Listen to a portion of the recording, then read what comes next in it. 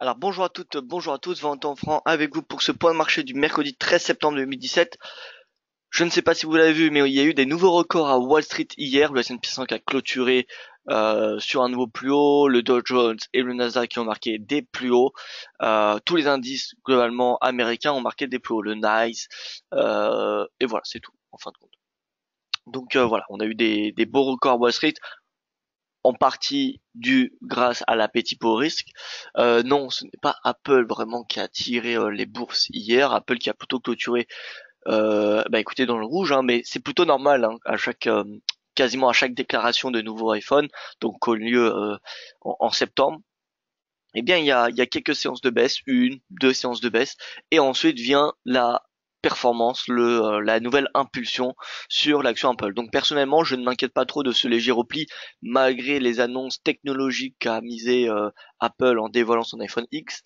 Mais donc du coup, je pense que ça a provoqué donc depuis les nouveaux records plutôt des prises de bénéfices, que nous allons voir ça juste après.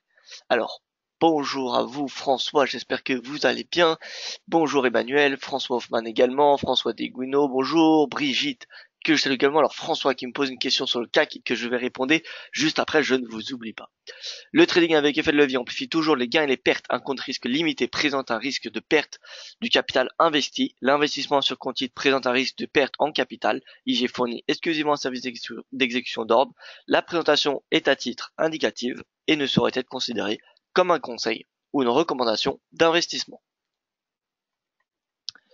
Alors, bonjour à vous Pierre-Yves. Bonjour, bien le bonjour. Résumé des sciences américaines et asiatiques, on a eu un DXY qui était plutôt inchangé hier. Comme vous pouvez le voir, le Dow a bien progressé, suivi par les valeurs technologiques, 0,34% de Nasdaq, et le S&P qui a fait les mêmes performances que le Nasdaq. Les rendements obligataires américains qui ont augmenté étant donné qu'il y avait de l'appétit pour risque, donc les obligations ont été vendues. Par contre, depuis cette nuit, comme vous pouvez le voir, le yen, eh bien le yen, au lieu de reculer comme ce qu'on a vu les deux dernières séances, eh bien vous pouvez voir qu'il est plutôt stable, hein, moins 0,04%, globalement c'est inchangé. Et le gold, quant à lui, progresse. Le Nikkei se voit mécaniquement profiter de la baisse du yen pour remonter, mais sinon le Hang Seng Index se replie et le MSCI Asia Pacific rebondit, enfin continue sa poursuite. Moi personnellement, avec ces informations, j'ai plutôt le sentiment qu'on a une prise de bénéfice depuis cette nuit sur les marchés actions et comme ce qu'on va voir sur les futurs, enfin les anciens, enfin maintenant qui cotent, le CAC, le DAX et l'Eurostock, je pense qu'ils vont se stabiliser aujourd'hui. Mercredi 13 septembre, le calendrier économique. Donc on a eu l'indice des prix à la consommation à 8 heures publié dans la lignée du consensus en Allemagne. Et sinon, eh bien, nous aurons les revenus moyens, bonus compris au Royaume-Uni, le taux de chômage BIT, la production industrielle dans la zone euro, et ensuite les stocks de pétrole, selon le département de l'énergie, publié à 16h30, et enfin la déclaration budgétaire mensuelle. Voilà, c'est un petit peu ce qu'il y aura. Ça sera pas des grosses annonces, à part les stocks de pétrole comme vous avez l'habitude tous les mercredis. Mais sinon, voilà, on n'a pas vraiment d'annonces majeures. Au Royaume-Uni, ce qui sera vraiment important, ce sera le revenu moyen avec le bonus compris, ainsi que le taux de chômage. Pourquoi? Eh bien parce que si le revenu moyen augmente, ça soutient l'inflation. Et pareil, si le taux de chômage diminue, eh bien ça augmente également l'inflation. L'inflation qui a été publiée hier, je vous rappelle, l'indice de prix à la consommation corps à 2,8% me semble-t-il. Bonjour à vous Raymond, j'espère que vous allez très très bien Raymond. Donc voilà, regardez un petit peu ces indices européens. Pour un moment, ils sont plutôt dans le rouge. Enfin, légère baisse, hein, on va pas s'exciter, mais vous voyez que les indices européens ont atteint les seuils psychologiques, 5002 sur le CAC, DAX 12005, Eurostox 3005. Ouais, ils ont légèrement clôturé au-dessus, mais on peut voir qu'il y a une prise de bénéfice. Les indices asiatiques, globalement, ont clôturé en ordre dispersé hier. On a le yen qui est stable aujourd'hui, le gold qui progresse, le rendement obligataire, américain qui actuellement depuis l'ouverture des marchés, eh bien vous pouvez voir qu'il diminue. Alors il se situe juste ici, moins 0,36. Ça veut dire quoi? C'est-à-dire que les obligations américaines sont achetées et comme vous savez, les obligations américaines, enfin les obligations d'une manière générale, c'est plus une valeur refuge, et donc on a vraiment depuis cette nuit des valeurs refuges qui superforment en tout cas l'appétit au risque, tout simplement. Donc c'est pour cette raison. C'est pour cette raison que je préfère croire à une stabilisation des indices boursiers aujourd'hui plutôt qu'à une hausse. Maintenant, si les rendements obligataires américains se reprennent, ainsi que les cours de pétrole, parce que comme vous pouvez voir, le pétrole se replie depuis la séance asiatique, alors je changerai d'avis. Mais pour un moment, euh, on a le pétrole qui se replie, les rendements obligataires américains qui progressent, donc il n'y a pas vraiment de qui recule, pardon. Donc il n'y a pas vraiment de raison pour justifier cette hausse, d'autant plus que le gold progresse. Donc voilà. Donc pour moi, Eurostock, ça va être stable autour des 3500 points. Le CAC, ça va être stable autour des 5002. Et le DAX, stable autour des 12005 en intraday.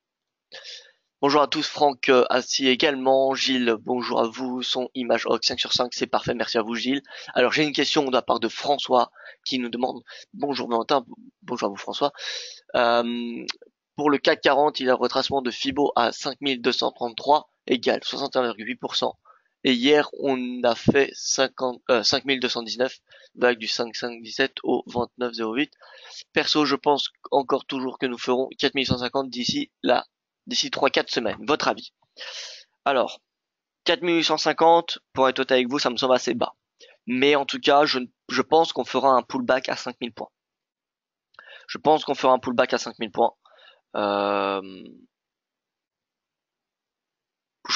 Alors ça c'est c'est le DAX, mais bon c'est un petit peu pareil. Hein. Voilà, tac. Je pense qu'on fera un pullback à 5000 points ou au moins la moyenne mobile à 200 périodes. Ça me semble peu probable que vous voyez que le cours vienne, fasse une touchette sur 5000 et reparte à la hausse. Ça me semble peu probable. Après tout reste possible. Maintenant 4850, ça me semble quand même assez bas.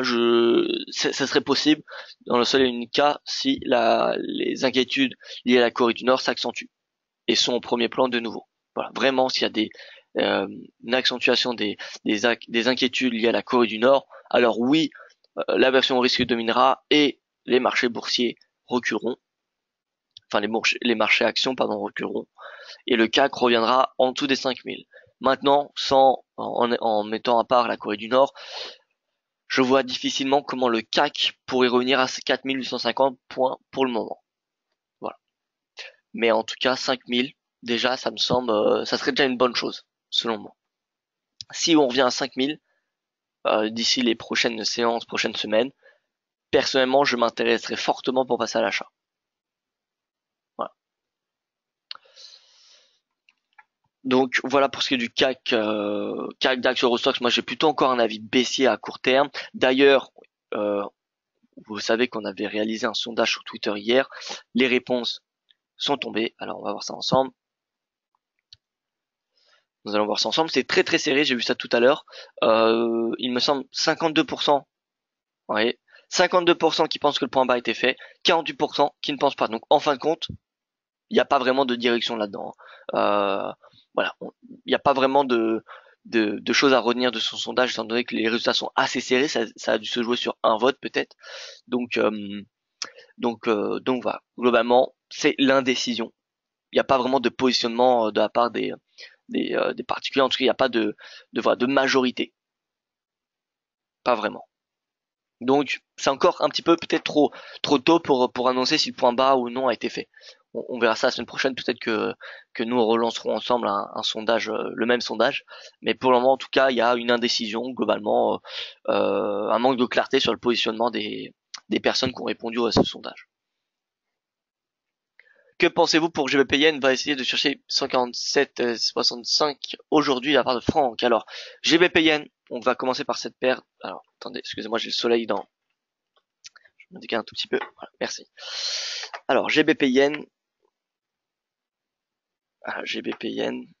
Alors, on avait un scénario aussi sur le GBP depuis le début de la semaine. C'était par ici, il me semble, 142 pour venir chercher 145 puis 148.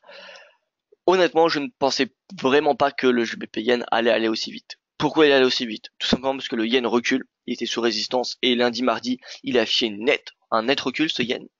et surtout l'inflation d'hier, l'inflation du Royaume-Uni, qui a vraiment, comment dire, est apparue sous tous les angles à la hausse, que ce soit sur un rythme mensuel, annuel, que ce soit les prix à la consommation, les prix à la production, et tout cela avant la BOE qui aura lieu demain. Donc forcément, même s'il y a quasiment aucune chance que la BOE augmente ses taux demain, le marché spécule très logiquement. Le marché spécule, augmente la spéculation et donc fait remonter ce GBP. Voilà, donc c'est pour ça qu'on a eu vraiment eh bien écoutez, ce chandelier. Pour ceux qui ont suivi le GBP Yen, c'était la stratégie de lundi, il y avait qu'un scénario lundi, c'était le GBP Yen. Eh bien écoutez, félicitations. Là on arrive sur une zone de résistance qui se situe autour de 147-148, que je considère comme solide. Donc pourquoi pas prendre des bénéfices sur ce niveau de prix. Voilà. Donc est-ce que le GBP va atteindre 147,65? Bon, pourquoi pas, oui, ça va dépendre de la BOE demain, mais en tout cas la tendance elle est clairement baissière depuis haussière pardon depuis vous voyez la fin du mois d'août, jeudi 24 août, on avait fait le rebond et voilà, on a un momentum haussier qui, je pense, ne va pas se stopper directement. Vous voyez quand on a un gros momentum un petit peu similaire à celui-ci, donc on a à ce moment-là fin juin début juillet, vous voyez qu'ensuite on a un restant d'énergie qui un restant de momentum tout simplement qui vient pousser le cours vers le haut. Encore une fois ici, vous voyez les bougies qui sont de plus en plus petites et en fin de compte, ça fait quand même remonter le cours. Voilà, donc pour moi, il y a encore assez de momentum pour qu'il aille chercher les 147,50 au moins. Au niveau RSI, nous sommes sur le 50 de la part de Franck. Alors, GBP Yen, sur quelle unité de temps vous voulez parler? Est-ce que c'est sur le 4 heures, le weekly, voilà, hebdomadaire?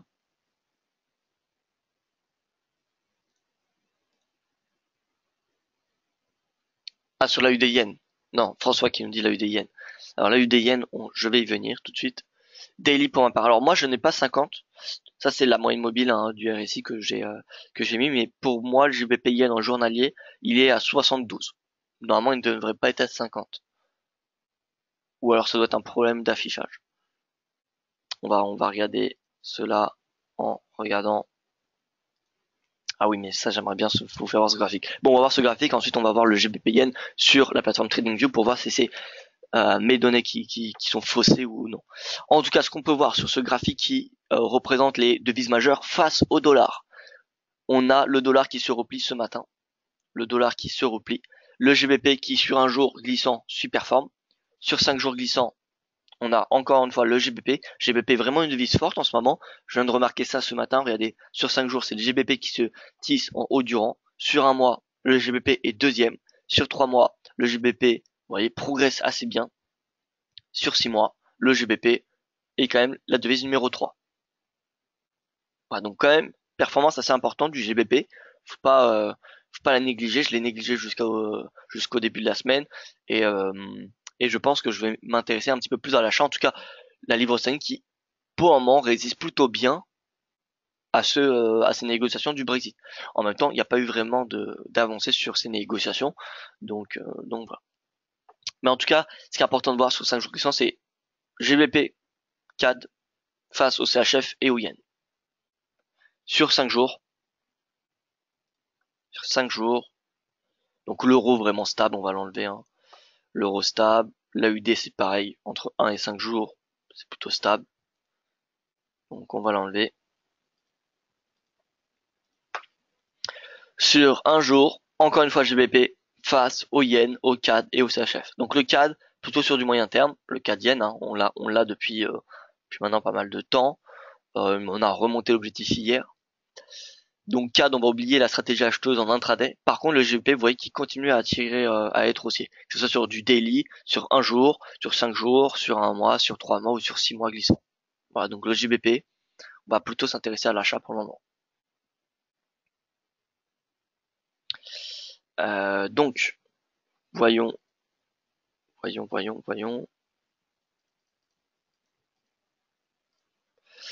Et donc, on va mettre le GBP Yen et on va voir ce que nous dit le RSI. Est-ce que c'est un problème?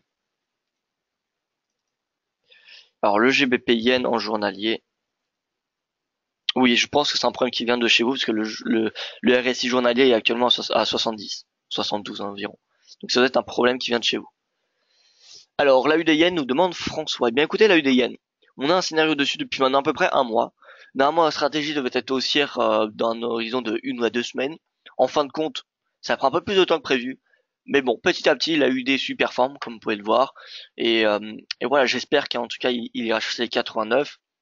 En tout cas, le yen, comme on l'a vu, il est baissé sur un jour, sur 5 jours glissants.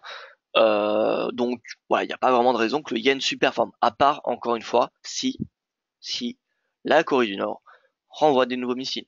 Voilà, le yen sera la première valeur achetée avec le cours de l'or. Mais pour le moment, on n'a pas de nouvelles. Le yen, on peut le voir qui est stable aujourd'hui. La UD, c'est pareil. Donc on ne devrait pas avoir de gros mouvements, enfin de momentum aujourd'hui sur la UD yen. Mais je pense, honnêtement, que prochainement, très prochainement, la UD yen ira chercher l'objectif qui est à légèrement en dessous de 89. Tout simplement. Maintenant, en intraday, je pense qu'il n'a rien à faire sur la UD yen. La UD yen est tradée pendant la séance asiatique, comme vous le savez. Donc, ouais, il n'y a pas vrai, y a plus de momentum qui est attendu pendant cette journée. Par contre, donc le GBP yen, c'est boule. L'euro yen, on peut voir que l'euro yen est plutôt, l'euro est plutôt stable. Donc face au yen qui est stable, on n'a pas vraiment de, euh, de tendance. Il a buté sous les 132, ce qui est assez intéressant. Quand est-ce qu'il faut acheter l'euro yen? Eh bien, écoutez, moi, j'ai pas vraiment de comment dire, de conviction, sur l'euro yen. D'autant plus que sur le graphique hebdomadaire, nous avons pour le moment une divergence qui est en train de se former. Elle n'est pas validée, mais elle est en train de se former. Donc, je resterai prudent. D'autant plus que pour le moment, l'euro consolide. Depuis le début de la semaine, regardez, l'euro-dollar se stabilise autour des 1,20. L'euro GBP a chuté en raison de l'inflation du Royaume-Uni. Mais voilà, regardez l'euro-dollar, vraiment, consolidation. L'euro ne fait, il y a pas de mouvement sur l'euro depuis le début de la semaine. Donc pour moi, l'euro yen, je l'oublie sur du court terme. Sur du court terme, vraiment, si vous voulez trader du yen, ça va être le GBP yen ou bien écoutez, on a à court terme, le yen, c'est pour moi la seule paire intéressante. L'USD yen, il a atteint un niveau de résistance, 110. Le CAD yen, ça va être sur du moyen terme, tout comme la UD yen. Le CAD yen, je vous rappelle, c'est direction 92, objectif est 92, avec la UD yen. Mais sinon, à court terme, il n'y a que le GBP yen. Bref, on fait un tour sur les paires majeures. L'USD SHF, pareil, consolidation, pas vraiment de mouvement sur cette USD SHF. L'USD CAD rebondit sur ce support à 1,2079. J'ai toujours ma conviction baissière jusqu'à 1,20. NZD USD, ça consolide entre la moyenne mobile à 200 périodes faisant office de support et la moyenne mobile à 50 périodes faisant office de résistance. Donc pour moi, il y a pour le moment à court terme un trading qui se fait entre ces deux moyennes mobiles. Donc vous pouvez utiliser ces deux moyennes mobiles comme support et résistance. Alors j'ai des questions qui arrivent, je fais juste les paires majeures et ensuite j'y viens. Le GBP USD spécule, vous voyez, bourre à la hausse par moment avant la BOE. Alors je ne pensais vraiment pas que la livre allait autant surperformer, pardon.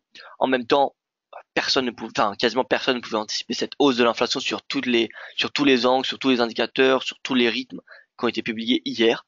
Donc c'est pour ça qu'on a eu vraiment une hausse de cette livre sterling. Euh, où est-ce qu'il peut aller avant la BOE? Eh bien écoutez, pour le moment, moi ce que je constate, c'est qu'il est haussier et qu'il peut aller jusqu'à 1,34. Ça me semble possible. Vers 1,3350, il y aura une forte zone de résistance. Voilà. Après, que va dire Marc Carnet? Écoutez, personne ne le sait. Ce qui va être surtout important, c'est le positionnement des gouverneurs de la BOE. Est-ce que nous aurons euh, une nouvelle personne qui rejoindra le club d'une hausse des taux, favorable à une hausse des taux, ou est-ce que ça sera un statu quo? Bien sûr, ça sera un statu quo, mais est-ce que ça sera pareil, c'est-à-dire seulement deux personnes qui sont pour une hausse des taux? Si c'est le cas, la livre va se détendre, elle va repartir à la baisse, et si on a un gouverneur en plus qui rejoint le club favorable à une hausse des taux, c'est-à-dire s'ils sont trois demain favorable aux étaux, le GBP devrait continuer à augmenter.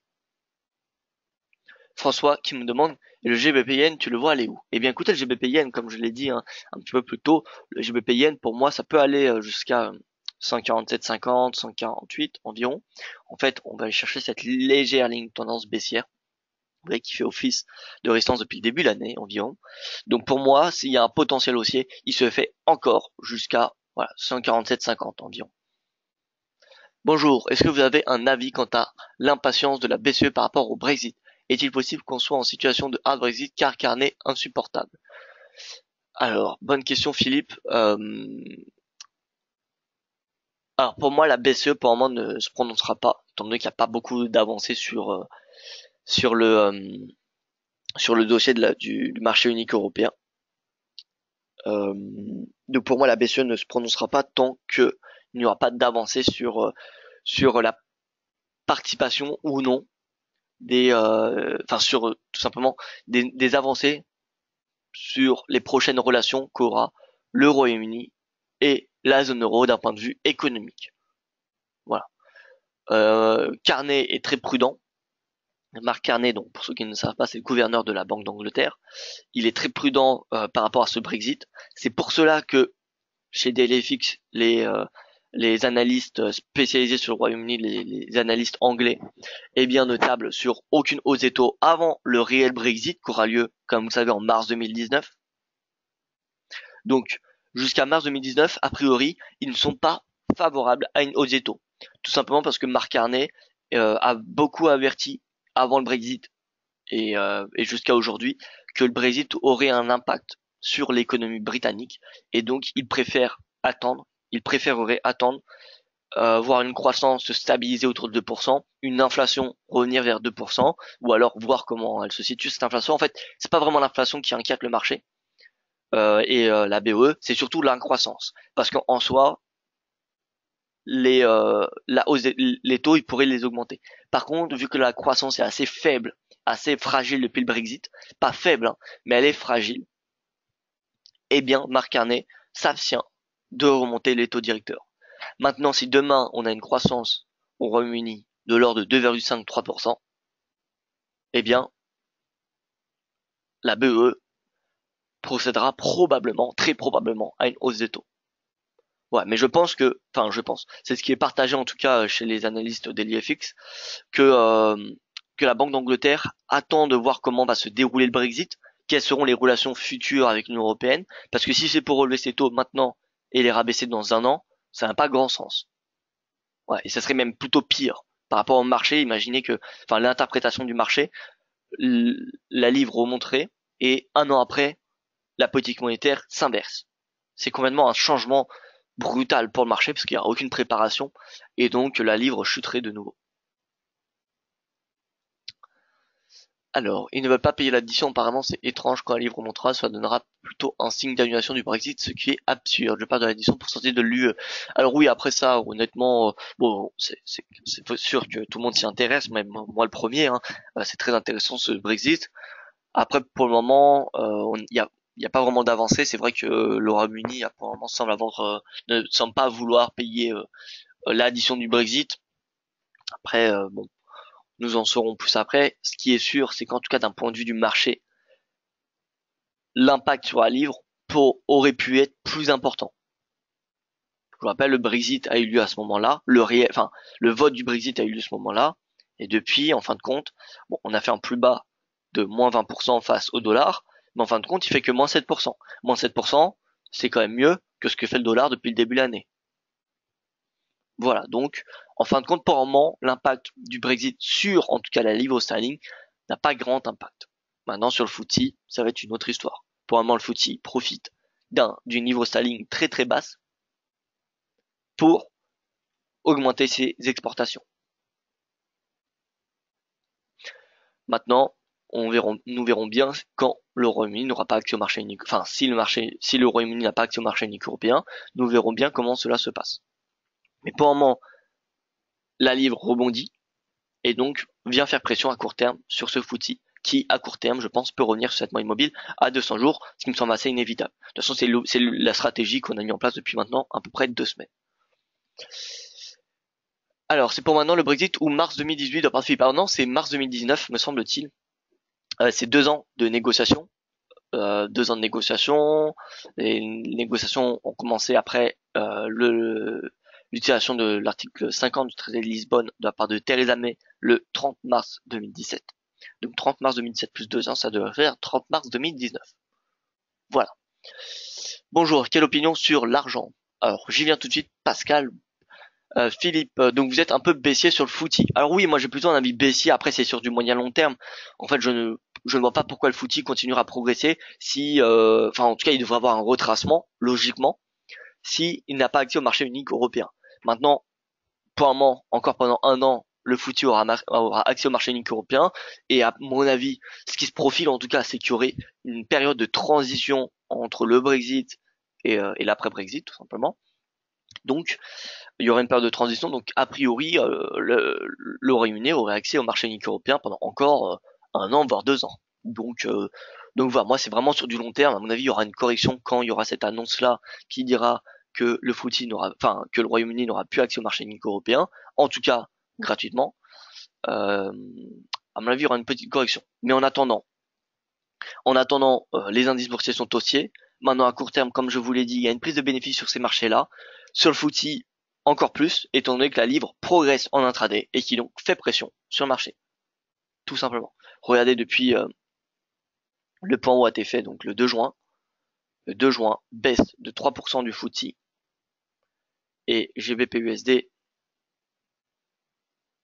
Puis le 2 juin,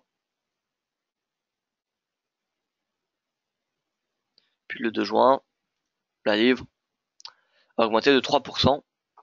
Donc, voilà, il y a toujours un impact devise sur l'indice. Hausse de l'euro, les indices européens sont sous pression. Hausse de la livre, les indices britanniques sont sous pression. Hausse du dollar, bah il n'y a pas vraiment de pression sur Wall Street, c'est la seule exception. Mais sinon, voilà, pour tout le Nikkei, si le yen progresse, le Nikkei recule, etc., etc. Voilà, donc, est-ce que j'ai un avis baissier sur le footy? J'ai envie de dire que probablement le footy profite d'un appétit pour risque général qui domine sur le marché. Donc je pense qu'il remarquera des nouveaux plus hauts encore cette année. Pour moi, d'ici quelques semaines, il y a de fortes chances qu'on voit le footy redépasser ses précédents plus hauts. Maintenant, en intraday, il est sous pression à cause de la légère version risque et de la hausse de la livre, tout simplement. Voilà. Alors l'argent, j'y viens tout de suite, Pascal. Donc l'argent, écoutez, l'argent il est plutôt haussier en ce moment. Forte zone de résistance à 18,30 $. Donc c'est tout simplement cette psychologie des 18,30. Si le cours casse 18,30 $, alors la prochaine résistance sera à 19. Moi je pense, enfin en tout cas déjà faut que l'argent, faut se positionner à l'achat.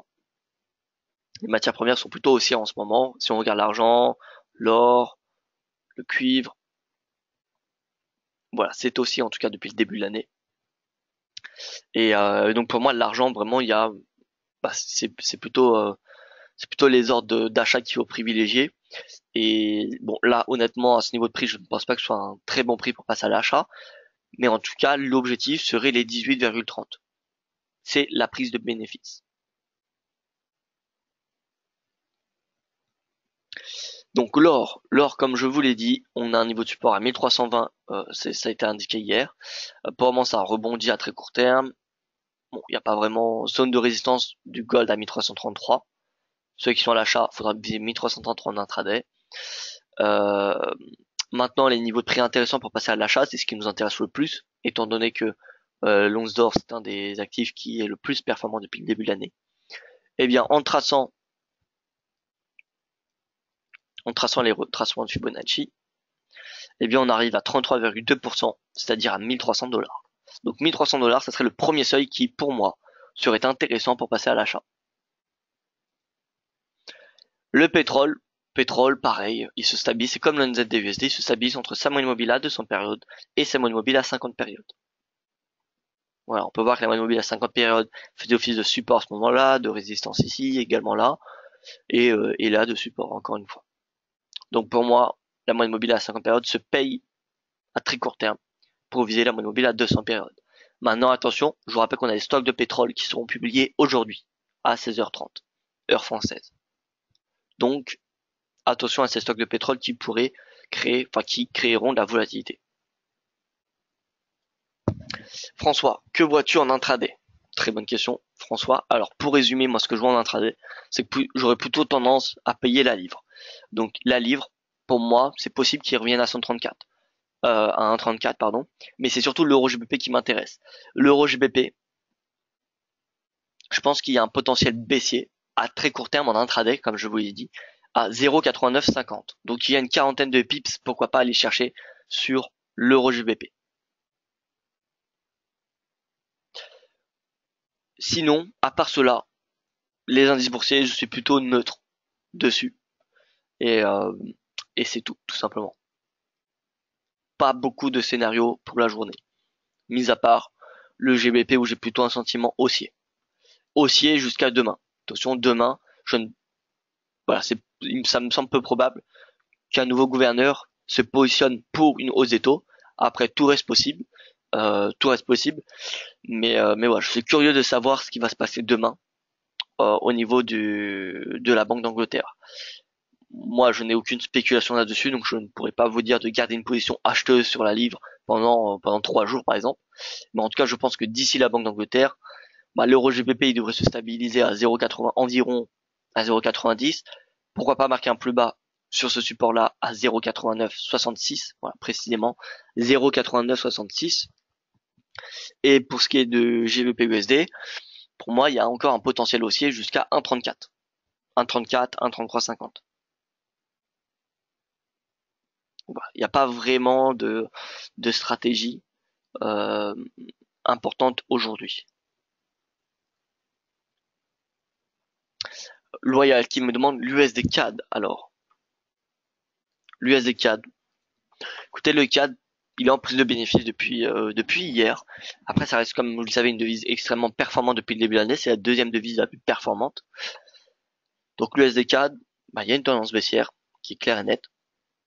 Maintenant, comme on peut le constater, il rebondit sur ce support à 1,2079, qui est pour moi un objectif baissier. À court terme, les 1,2079 se short. Donc si vous voulez shorter, vous pouvez viser ce niveau de prix. Pourquoi? Parce qu'on a toujours un dollar, vous voyez, qui a fait son pullback, potentiellement son plus haut de la semaine, et qui pourrait reprendre sa tendance baissière jusqu'à 90 points. Parce que le prochain support maintenant, c'est 90 points. Donc, tout doucement, l'USD4 devrait couler jusqu'à ce niveau de prix, qui est les 1,20. Mais avant les 1,20, un retour à 1,2079 est obligatoire. Ce qui est logique. Mais donc c'est la première zone de prise de bénéfice, 1,2079. Et l'idéal, c'est de shorter, ça serait de shorter à 1,23. Mais je dirais qu'à 1,22, déjà ça pourrait être intéressant. Un mot sur l'EuroCAD. Alors oui, l'EuroCAD, c'est vrai qu'on en avait parlé hier. L'EuroCAD, alors l'euro plutôt stable, le CAD en prise de bénéfice depuis hier, ce qui a fait remonter 7 euros. Maintenant, écoutez, l'EuroCAD, c'est la première devise la plus forte depuis le début de l'année face à la deuxième devise la plus forte depuis le début de l'année. Donc forcément, on n'a pas vraiment de tendance très très exploitable. Là, on avait une tendance de l'euro et depuis ce point haut, c'est le CAD qui surperforme, comme on peut le constater. On a un niveau de support qui est, vous voyez que le bas du gap ici. Le bas du gap que lorsque Macron a été élu, voilà, c'était ce moment-là, enfin élu, qualifié au deuxième tour, pardon. Et bien ce bas du gap fait office de support. Le cours avait rebondi en juillet dessus et il est en train de le faire également. Maintenant, il semblerait que la moyenne mobile à 200 périodes, lorsqu'il y a peu de volatilité, la moyenne mobile à 200 périodes est assez efficace. Là, on peut voir qu'il y a peu de volatilité. Donc cette moyenne mobile peut faire office de résistance. D'autant plus qu'on est sous un seuil psychologique qui est les 1,46. Voilà, donc 1,46, short pour viser 1,45. Ça me semble largement exploitable, largement possible. Après, à terme, je pense que l'Euro4 peut revenir à 1,4379. Voilà, donc moi j'ai plutôt un sentiment baissier sur l'Eurocad tant qu'on se situe en dessous de la moyenne mobile à 200 périodes. Maintenant, si on a une cassure journalière de la moyenne mobile à 200 périodes, alors la stratégie baissière sera remise en cause. On passe à Wall Street. Wall Street rapidement, ensuite on clôture ce point de marché. Donc le Nasdaq qui trouve une résistance à 6000, pour moi c'est clairement haussier. Je pense que le Nasdaq va ralentir aujourd'hui et demain, mais dès la semaine prochaine, ça repartira à la hausse. Pourquoi? Eh bien, comme je vous l'ai dit, Apple, le mastodonte technologique, la plus forte capitalisation boursière au monde, si on parle d'une entreprise privée, bien évidemment, eh bien, euh, généralement, on retrace légèrement les 1 ou 2 jours suivant l'annonce du nouveau iPhone. En tout cas, l'année dernière, l'action Apple avait reculé de un peu plus de 5% en l'espace de 2 jours, l'année dernière. Hier, malgré les annonces qui ont été faites, l'action a reculé. Donc il se pourrait que l'action Apple recule encore aujourd'hui, mais ensuite Apple repartira à la hausse en menant avec lui tout le secteur technologique, comme il l'a fait en début de semaine. Apple a super performé en début de semaine en menant avec lui le secteur technologique. Voilà. Donc pour moi, le Nasdaq et même Wall Street, hein, je ne dirais pas que tout repose sur Apple, bien évidemment, mais Apple en tout cas joue un rôle important. Et dès qu'Apple se reprendra, donc c'est-à-dire dans les prochains jours, eh bien, le Nasdaq repartira à la hausse et ça sera les 6100 points qu'il faudra aller chercher. Le S&P, nous pourrons aller viser, eh bien, déjà les 2500. Si on a une petite correction à 2470, ça serait excellent pour passer à l'achat. Et le Dow, pareil, si on a une correction à 21 914, ça serait intéressant pour passer à l'achat pour viser les 22 500. Voilà, mais globalement, Wall Street s'est orienté à la hausse. Malgré la Corée du Nord, il n'y a pas vraiment eu de retracement. On a une petite consolidation, mais pas vraiment eu de retracement. Donc voilà. En même temps, les indices américains qui profitent d'un dollar extrêmement bas, enfin qui se déprécie énormément pour augmenter leur chiffre d'affaires. Bon, écoutez, merci à vous pour votre attention. Moi, je n'ai plus rien à ajouter, comme vous l'avez compris. Hein. Concrètement, je suis neutre sur les indices aujourd'hui et GBP plutôt un sentiment aussi. Voilà, c'est les seules convictions que j'ai. Merci à vous. Excellente journée. On se retrouve donc demain à la même heure pour le prochain point de marché.